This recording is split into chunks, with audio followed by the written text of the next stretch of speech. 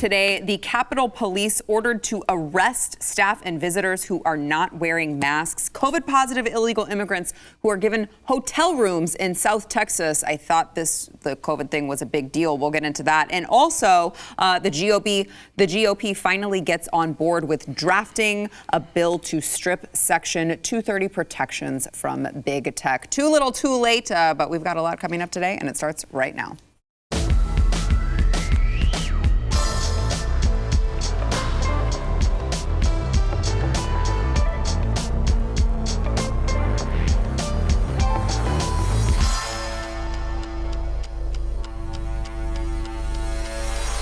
Welcome to the news and why it matters. I am Sarah Gonzalez, and I just will tell you, off air, we almost called an audible, I can't speak today, and switched the topics to fast food restaurants because, of course, I am joined by Stu Burguiere, host of Stu Does America, when and you think of Pat us, Gray, you think Pat Gray of and Lee. fast food?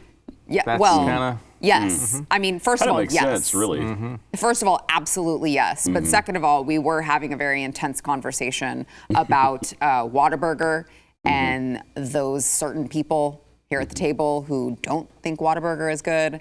Right.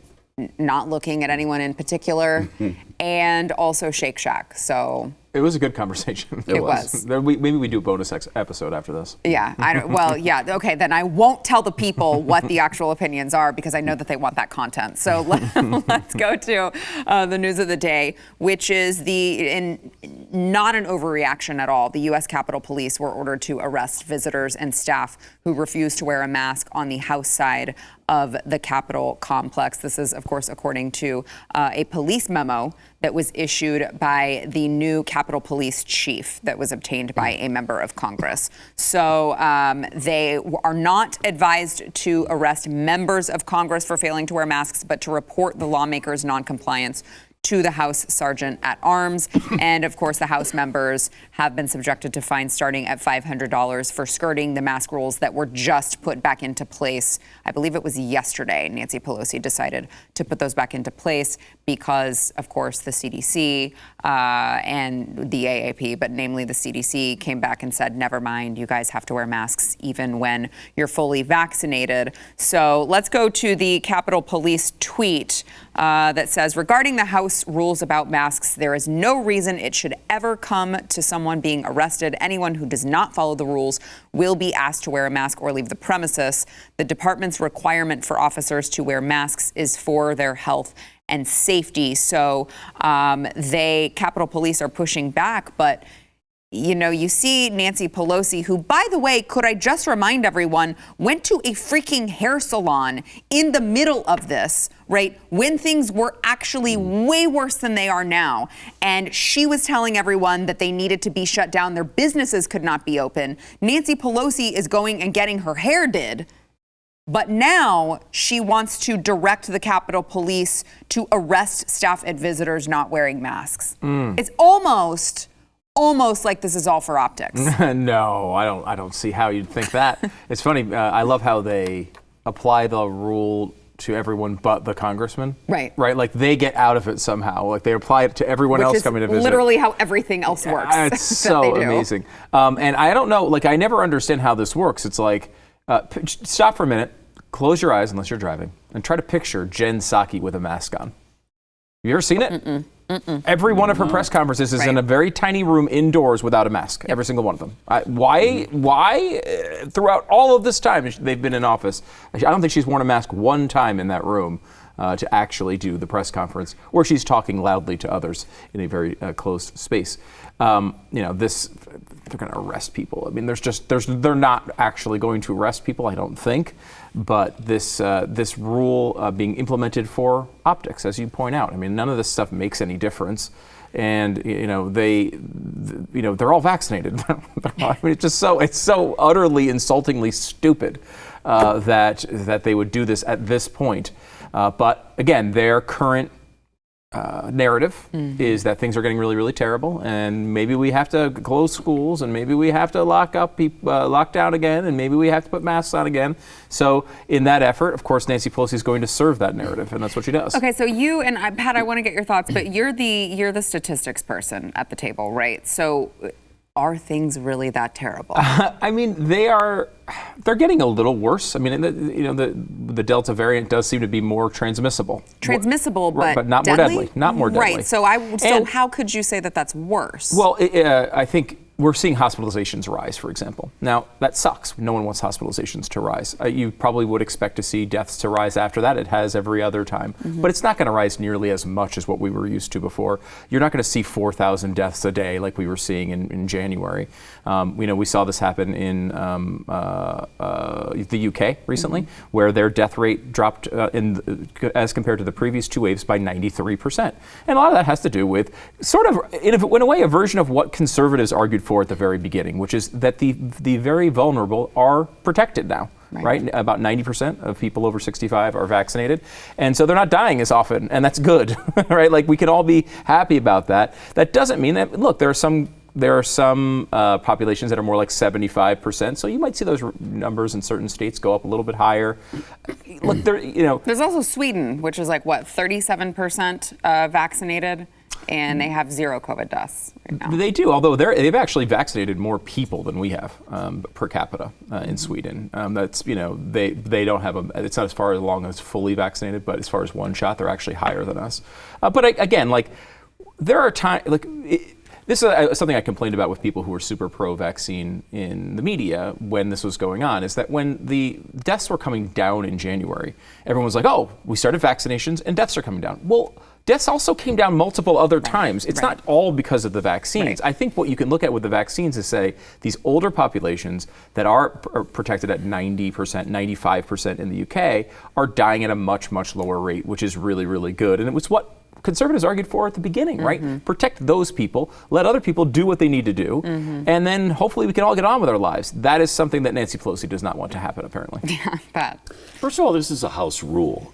You can't arrest visitors to the House for a House rule. Right. You fine them. Right? If that's about the worst you can do. If it's a law, you can arrest people for breaking laws. This is not a law. It's just an arbitrary rule that Nancy Pelosi dictated. You can't be arresting Americans for that. It's absurd. It also is kind of like, just to add insult to injury, it's like, well, we all Americans pay for all of that stuff. Yeah. Exactly. It's our house. It's the people's house. Right. And so it's agonizing from that standpoint. And as far as, the vaccine, I was just reading where new infections in Los Angeles, 25% of them, over 25% of them, are vaccinated people. So the vaccine is not protecting people like they said it was going to. Right. It's certainly... In Los Angeles, that can't be a 95% rate. Can't be 94 or 95%. I don't know what the percentage is. It's not that high, but if it was 95% and only 25% of the cases, that would be a big success. Right? Yeah, it's an improvement, sure, and it's good. It's not what we were told. It's not. Well, yeah, and I think that is an important part of the story here, because and we do have Mr. Pfizer. Mr. Vaccine here in the House. But CEO of all the companies that came up with the vaccines. Of all vaccines ever. Which, by the way, just goes to show everyone out there that we can always have a respectful dialogue. Yes. Even with people who believe differently than you. But when you're looking at the way that they spun the vaccine originally, it was, well, we're gonna, we need 0 COVID. We're gonna eradicate this. You won't get it if you get this vaccine. And now they're kind of backtracking and saying, well, it turns out you may need this to every season, right? It's just kind of like the flu season, the flu shot, all of those things. And that was kind of what a lot of people were arguing from the beginning, is like, if this is seasonal, if this turns into a seasonal thing, you're not just going to have to get the one vaccine. You're going to need it. You're going to require it annually. Yeah. If that's the case, now they're kind of, you can understand totally. why people would go, well, hold on, you just told me that I was never going to get it, and now all of a sudden I've got to get it all the time. I can do a pretty good job defending the vaccines. I cannot do a good job defending the government messaging around the vaccines. It's been absolutely terrible from the beginning. I've never been a person who thinks it's going to go to 0, and at least not anytime soon. Ideally, it would go to 0, but think about just think about our borders for a second. Yeah, there's just no way. We have all of South America who's using crappy Chinese vaccines, and they're all allowed to cross the border seemingly whenever they want. Zero is not really an option. I mean, in theory, it took, I think, 6 or 7 years to get to this level of vaccination with polio vaccine. It takes time to do these things. Maybe in 10 or 20 years, we could think about a time where there's going to be no COVID. Maybe it's possible. I mean, maybe, but again, that's the whole world. It's not just here. We need to get it to a place where it's manageable. I think you could argue that we're now at a place where we're about 340 deaths a day, which is about 2 or 3 times as bad as a normal flu season. You want to kind of get it, I'd love to get it down to that level, right? At least where you're never going to be able to get it to zero any time in the near future, I don't think. I mean, cases, vaccines don't give you a force field, right? So if you breathe in COVID and they test your nose right after you breathe it in, you're going to test positive. I mean, there's just no way that you can. I think there's a really good argument made by a lot of people who are more skeptical on the vaccines about how we use these PCR tests on people with no symptoms. It doesn't make any, there was a time where that might have made sense. There's no point anymore to be testing, let's say, the New York Yankees every time they go into a new stadium when none of them have symptoms, right? Especially when they're all vaccinated. It doesn't make any sense, right? So I think it's this thing that science does. And really when I mean science, it's big S, with air quotes, and government before it. And they want both of these things. They want to be able to tell you, damn you, you bastards, you're a denier, listen to the science. All you have to do is listen to the science. And then when they change some sort of guidance, they want to say this nice rational place of saying, guys, look, we're in the middle of a pandemic. We don't understand everything. Things are going to change. And as they do, we'll adjust our guidance. And that's how science works. We can't have both of those things. You can have one of them. You can't have both of them. Right. And I think that second one is largely reasonable. If they came to us from the beginning and said, guys, look, we're in the middle of a freaking pandemic. We don't really know what's going on here. I asked you to assess your own risk, but this is what we think is going on. So do your best and protect yourself as best as you can. Keep your vulnerable people away from others until we get this thing figured out or get a treatment or something. That's a rational way to message to the people. And they wouldn't be as pissed off as they are, right? Instead, they say, damn you, why are you doing this? How dare you go out and buy masks? They don't do anything. Right. Now, how can you not wear a mask? And then it's well, you don't need a mask. Now you need 2 masks. Now no mask. Kids need masks. Adults don't need masks. All of these things come out in a 6-month period, and everyone wants to, no one wants to listen to a word they say. Right. And honestly, a functional government that actually gave a crap about this stuff right now would blow all these people out, people like Fauci, people like Walensky, and bring in people who are capable of messaging things in a way that treats the American population as adults. Yeah. Pat, I saw a tweet earlier today from Pfizer that was by the way, it may not just be the shot that you need. We're also working on this oral, an oral therapeutic or whatever that you may need to take in conjunction. I think it's very similar to what's the flu that they make you take as soon as you've been exposed to the flu. I cannot think of it in my head, but I'm sure I will as soon as we get off of the show.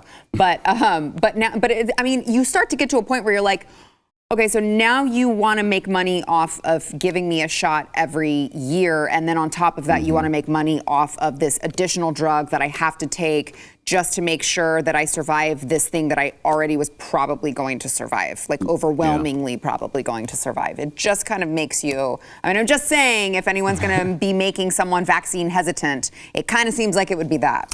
And Israel just went with a 3rd shot. So they've already okayed the 3rd shot. It's Tamiflu. Thank you. Tamiflu. In my ear, they gave me the answer. Tamiflu. Okay. Yeah. So, they don't know what they're doing. And if you remember back last year, it was Biden and Harris who were causing doubts in people's minds about the upcoming vaccines. Yes. Both of them. We just played a montage on my show, Pat Gray Unleashed, this morning, with Biden saying maybe 10 or 15 times that he didn't trust and that it was Trump's thing, and that I'm not going to take that. Trump was the lead scientist on all of the vaccines. Of course. He made them at Trump Palace. Or Trump Tower. Yeah, he was mixing the various ingredients together. Steam was coming out.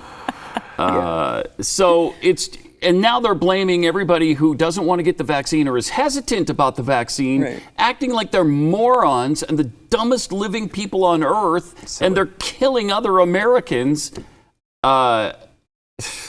It's amazing. It's amazing how they have it both ways on everything. It's up to us to be able to observe and make our own decisions, right? You make rational decisions based on the information that you have. I know we're not anti-profit here, but I know a lot of people are nervous about that. They don't like the idea of a company potentially profiting off this. I would say that Johnson & Johnson is selling all their vaccine at cost, if anyone cares about that, as is AstraZeneca, at least during the pandemic. Now, we've shot 7, who knows? But at least right now they're doing that, which is something that, if you care about that, might be interesting. But I think it would be nice if we could get to a place where people were just look, here, some people are not going to want to do it, and that's okay. What do we think was going to happen? We have in the United States of America with people with a lot of different opinions. This entire country was built on people coming up with their own way of living life. It's a foundational principle of this country to be able to make your own decisions, particularly when it comes to your own health. How often have conservatives made this argument where we say, hey, everybody, don't get in the way between me and my doctor? And the left is always saying the opposite. And you're seeing that play out, I think, really in a bad way here. Conservatives are not going to be convinced to take a vaccine because some government official goes on MSNBC and yells at them.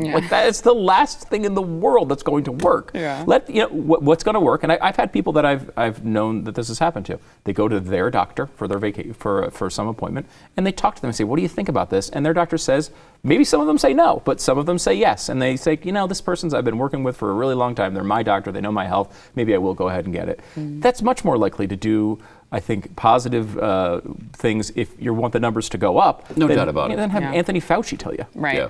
All right, we've got more to come, including the Biden administration not ruling out shutting down your schools again. First, we want to thank our sponsor, Patriot Mobile. So, here's the thing.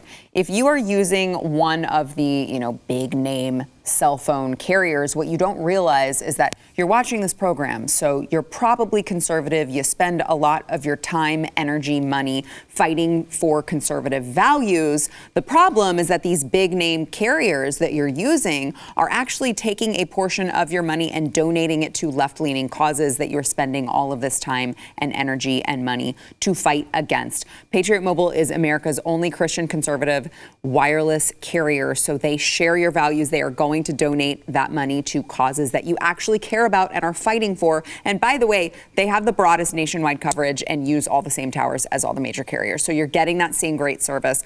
Plus, they have any plans to fit your budget. They have 100% US-based customer service, which is a really big deal. I know if you guys are using one of those big name carriers and you've had to call customer service, you understand what I mean when I say that. You got to go to patriotmobile.com/news. Get free activation with the offer code news right now, only at patriotmobile.com/news. That is patriotmobile.com/news.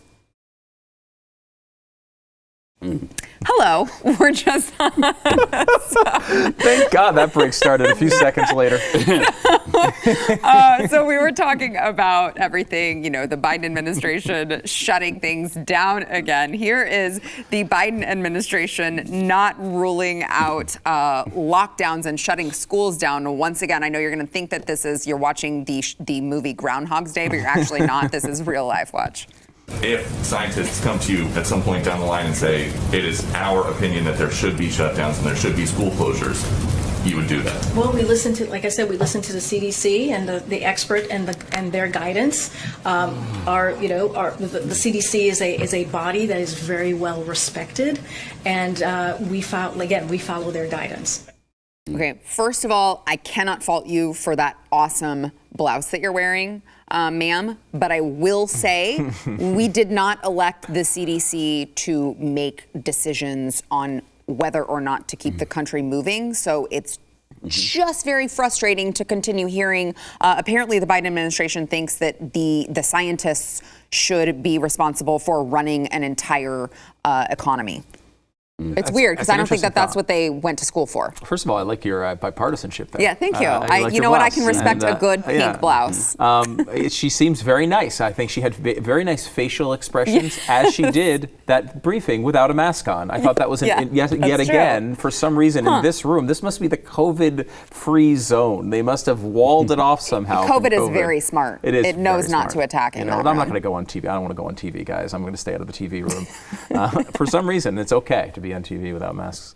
Yeah, I mean, look, they continue to try to do this stuff, and I don't think it's taking.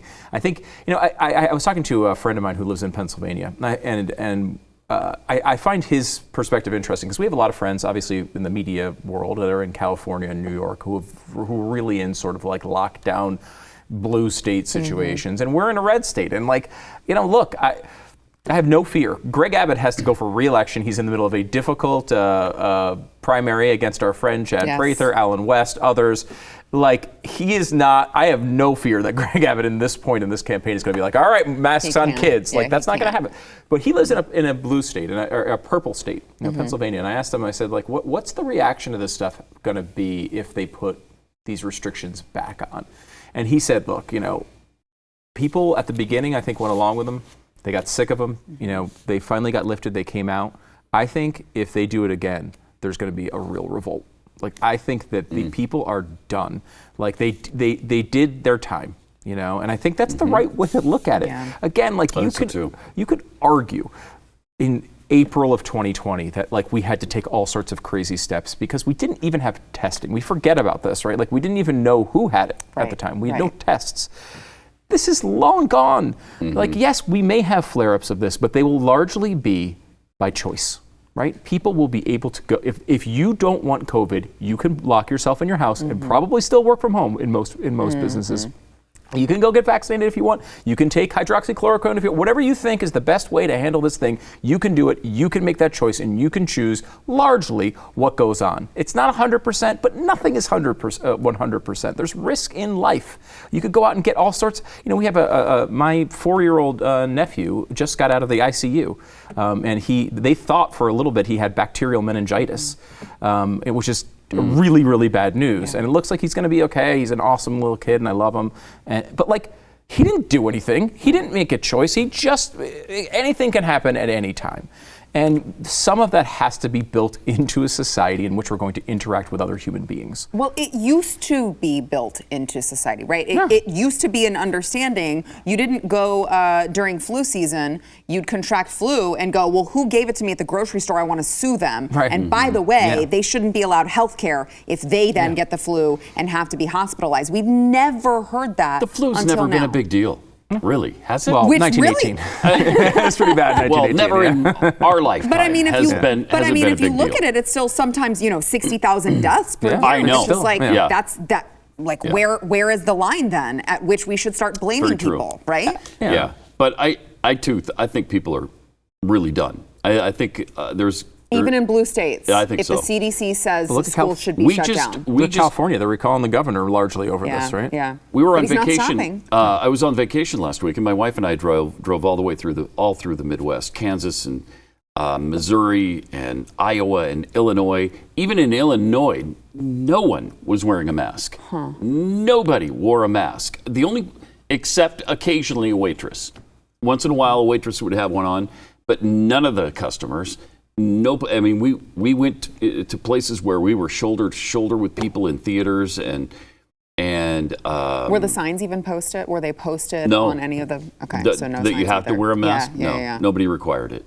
And I think people are just completely done with it now, and they can say what they want. In St. Louis, we were driving back through, and Missouri is one of the hardest hit states right now, and St. Louis had just. Their county executive had just passed a mandate again. Yeah. Well, the county council just reversed it and just said, nope, we're not doing it.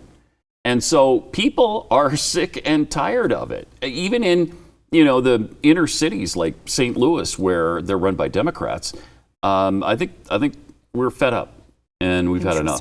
I hope that you're right. We just booked, a while ago, we booked a trip to Universal in September, and I guess like Disney and Universal just came back out and said, okay, now the CDC is telling us this, so now we have to require masks again when you're on, like Disney, it's like the monorail, indoors, all these different things, and it's just like, are we really going back to this again, you guys? Yeah. I mean, you have to believe that people are looking around them, and they're like, I don't see death and destruction and despair and all of these things that the media and the government keeps trying to sell them.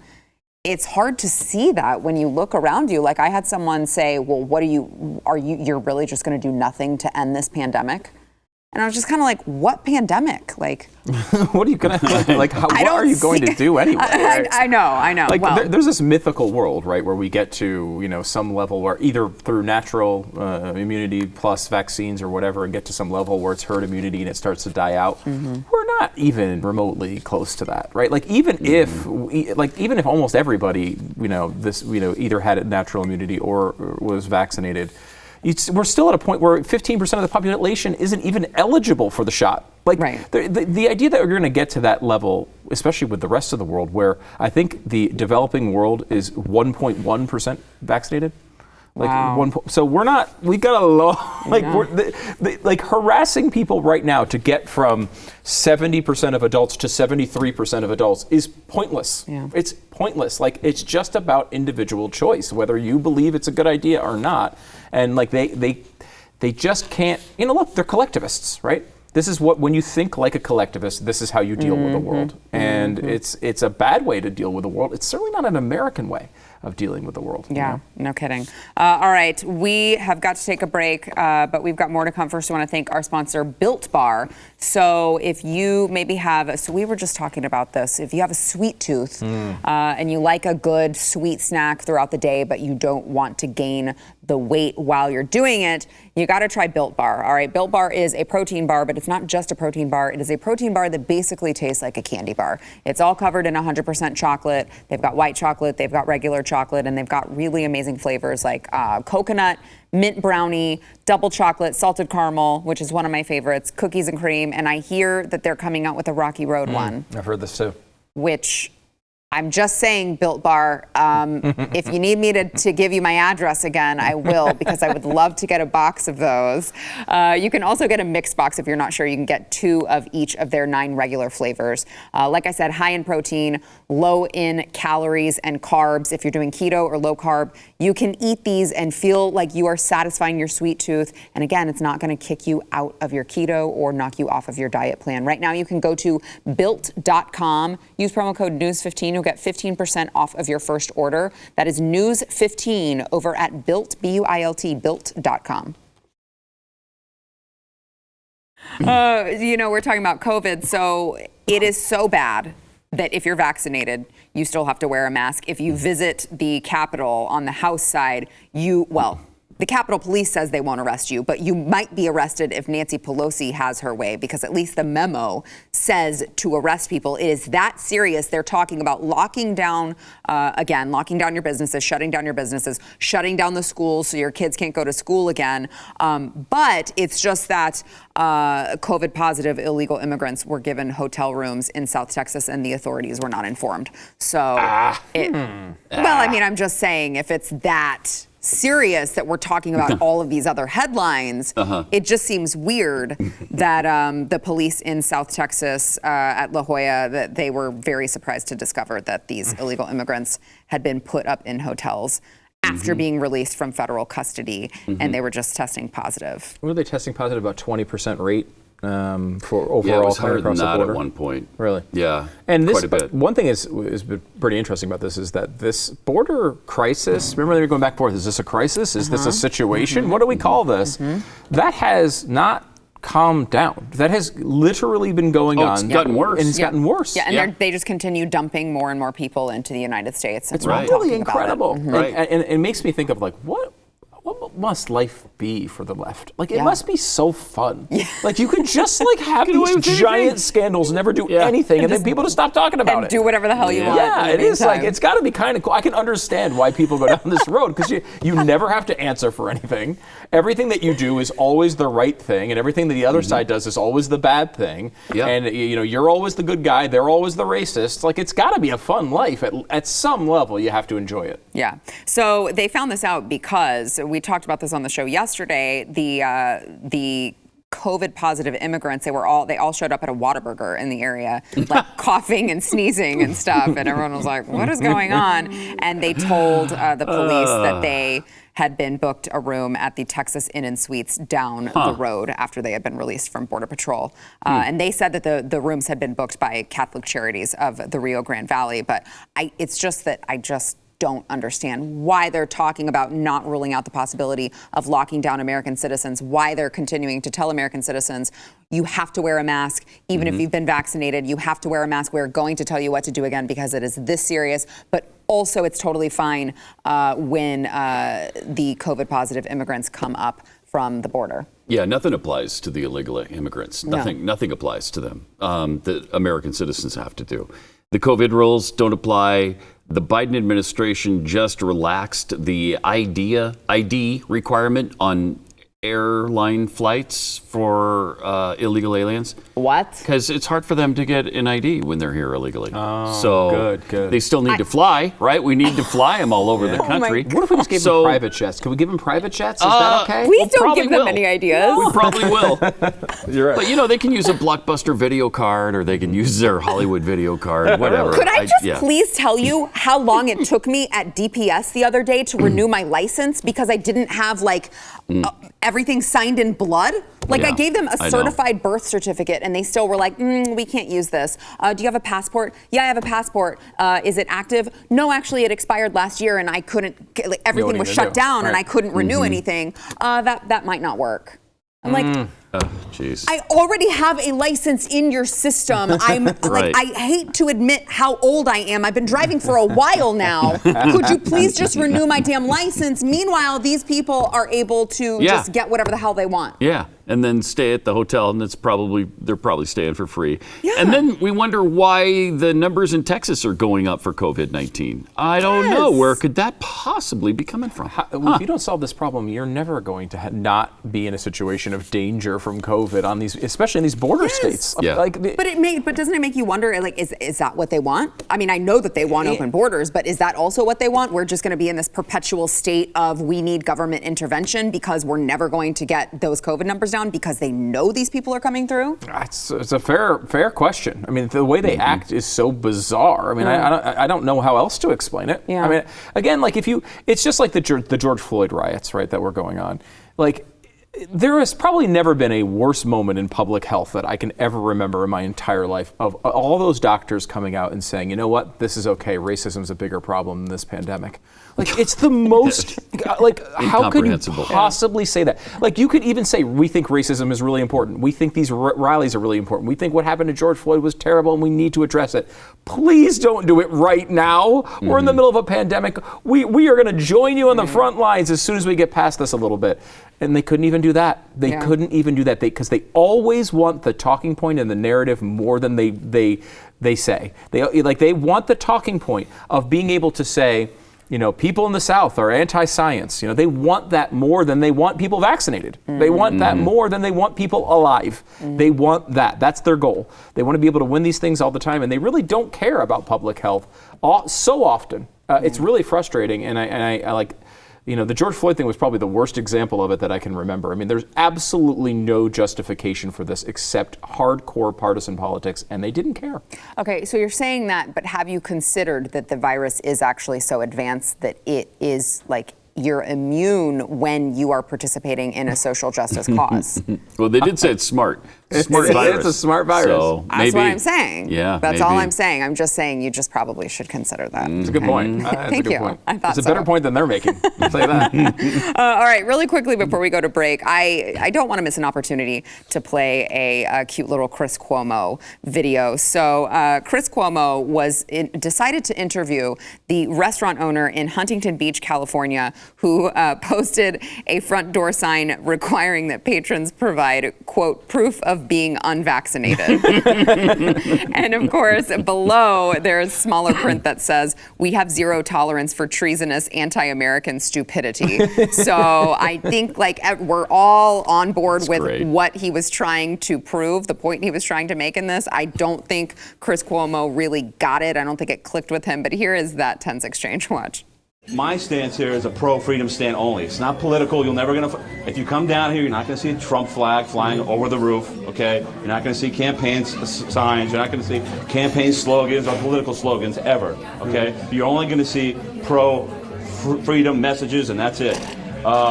And you're not going to drag me down the hole talking about the science. This is not about whether I'm pro-vaccine or not. I'm pro-freedom, anti-tyranny. Okay. And, maybe the conversation should really be between me and your brother. That's what I'm thinking.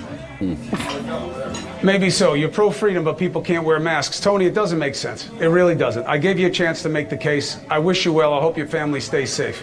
I made my case. You didn't have much to say. I mean, so honestly, you sound like an idiot, so there's not much to say. See you. And so do you. Yeah, only for having you on the show. That was my only mistake. Look, it's just stupid. I'm pro-freedom.